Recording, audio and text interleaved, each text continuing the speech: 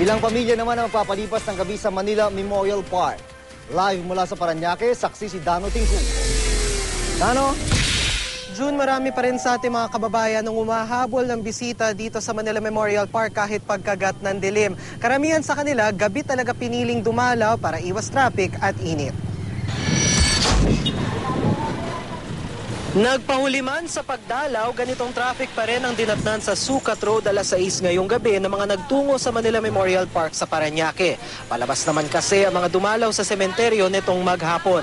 Kaya ang ilan naglakad na lang mula Sukat, tulad ng mag-asawang Aaron at Yvette na may dala pa namang mga bulaklak at 2 bandehado ng spaghetti. Traffic kanina, galing pa kaming probinsya eh. Galing ba kayo probinsya sa probinsya? Laguna. Pasan nyo rin yung init kasi mainit kanina. Oo, mainit kanina eh. Pero maliit lang daw ang sakripisyong ito para madalaw ang ina ni Yvette na pumanaw dahil sa diabetes. Sakit pa rin kasi bago pa lang 3 years pa lang eh. Hindi pa ako nakaka-move on gano. Mas okay kung nandito yung mama ko.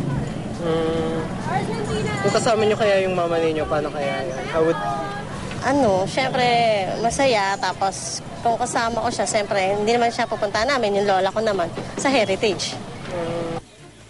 Sa loob, nakilala ko ang ilang dito na raw magpapalipas ng gabi. Gaya ng pamilya Espiritu na may duplex tent pa, na may laman ng TV, 2 wireless landline, pati kutsyong tutulugan.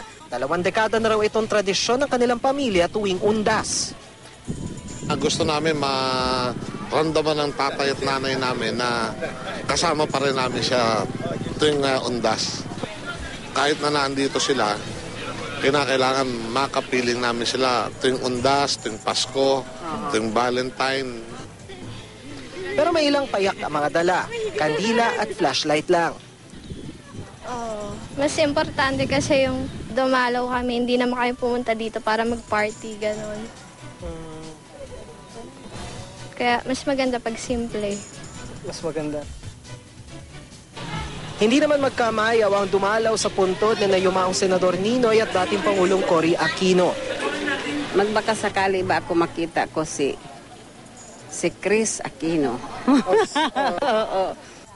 Pero tanging si Viel Aquino di ang namataan ngayong maghapon.